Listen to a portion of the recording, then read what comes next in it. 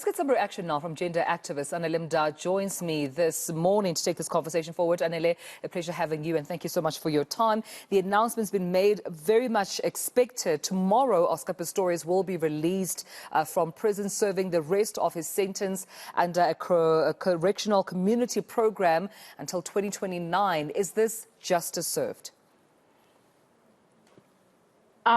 Compliments of the new year to you, Dumelo, and the viewers at home of eNCA.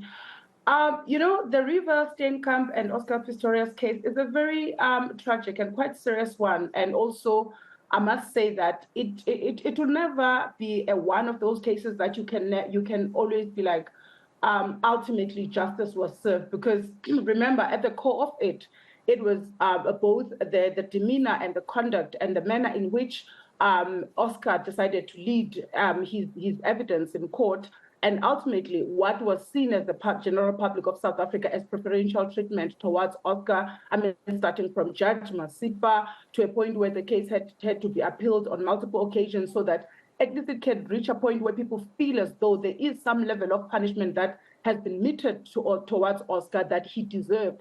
But I think the parole itself is going to be received with, with a bittersweet taste by South Africans, more especially because there's a general consensus around people, or a perception rather, that seeks to suggest that from the very beginning, the way in which the case was handled and the manner in which Oscar was treated, it was more of kid gloves than any other person who would have been involved on a matter that is really as serious as murder is supposed to be in South Africa. So it can't be one that you can outrightly say, indeed, justice has been served, because I think the test of the pudding is going to be on his conduct during this parole.